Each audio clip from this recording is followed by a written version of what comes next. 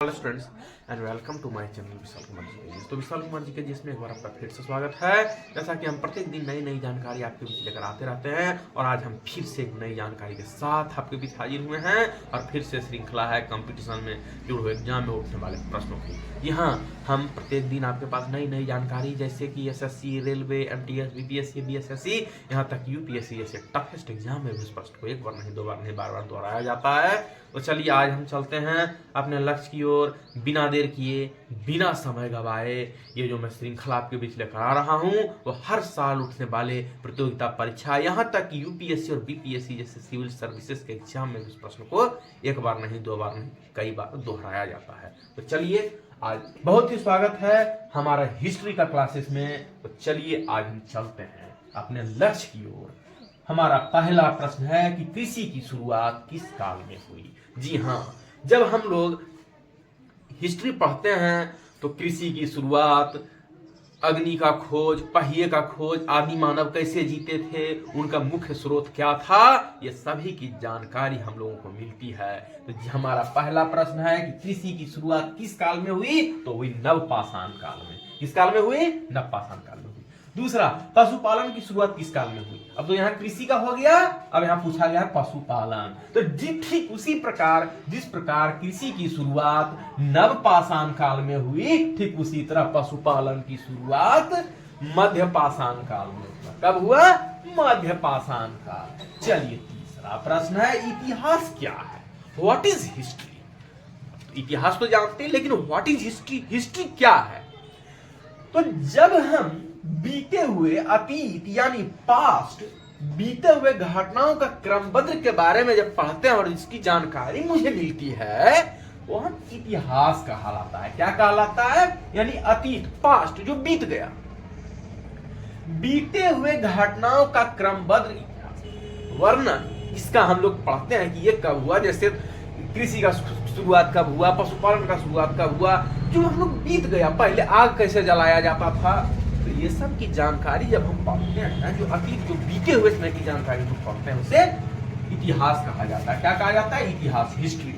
चलिए अब है पाषाण युग क्यों कहा जाता है।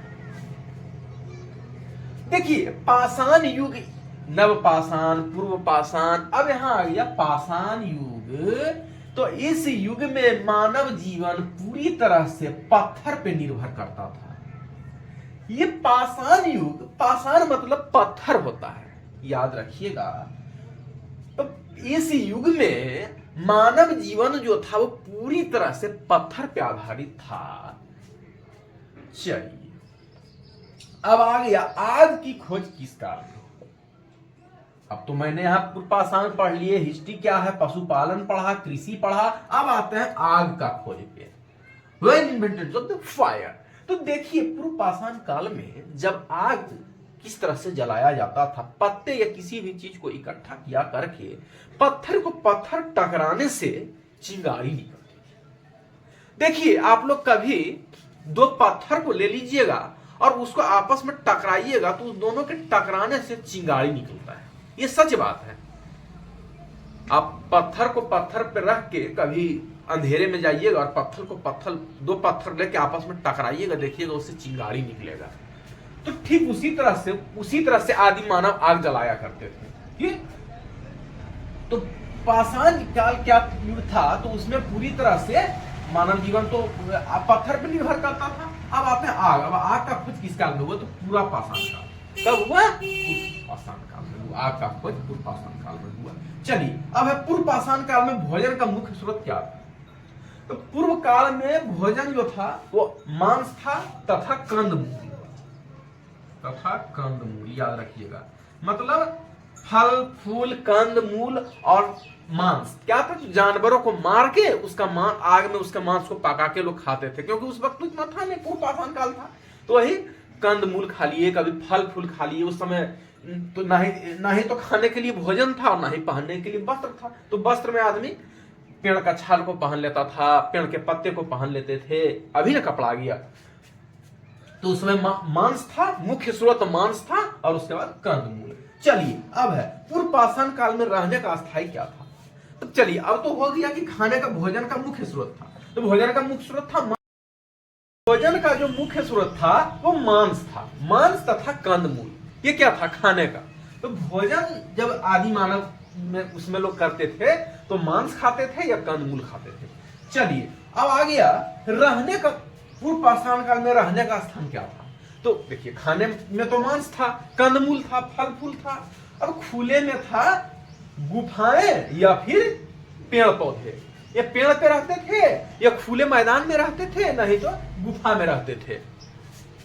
चलिए अब एक मान पाषाण युग कितने भागों में बांटा था। चलिए अब तो हो गया खाना वाला, हो गया खुले स्थान कहाँ रहते थे, ये हो गया। अब पूछा गया कितने भागों में बांटा था, तो 3 भागों में बांटा था। कितने भागों में बांटा था? 3। चलिए अब 9वां है इतिहास शब्द की उत्पत्ति। तो इतिहास शब्द की उत्पत्ति इति जोड़ ह जोड़ आस मानी जाती है, यानी इति जोड़ ह जोड़ आस इतिहास मानी जाती है। चलिए 10वां और अंतिम प्रश्न, इतिहास का पिता किसे कहा जाता है? वो is known as father of history. तो हेरोडोटस, किसको कहा जाता है? हेरोडोटस को कहा जाता है इतिहास का पिता। चलिए तो it is a very most important question for competition exam like SSC, railway, MTS, BPSC, BSF and most toughest exam UPSC. ऐसे बड़े बड़े प्रतियोगिता परीक्षा में इस प्रश्न को एक बार नहीं, 2 बार नहीं, बार-बार दोहराया जाता है। आज जो ये जानकारी हम आपके बीच में कराए हैं वो हर साल उठने वाले प्रतियोगिता परीक्षा में इस प्रश्न को दोहराया जाता है। यानी कि यूपीएससी और बीपीएससी जैसे सिविल सर्विसेज के एग्जाम में इस प्रश्न को एक बार नहीं, 2 बार नहीं, बार-बार दोहराया जाता है। तो जो स्टूडेंट्स कंपटीशन की तैयारी कर रहे हैं हमारे इस वीडियो को देखें, लाइक करें, सब्सक्राइब करें, अपने अपने मित्रों को शेयर करें। हम फिर आपके पास आएंगे एक नई जानकारी के साथ। And I meet you news information and next you and other days and students will be let's of prepare civil services exam. Watch my video, like, subscribe, note of this video I thoughts of information like another days. Thank you.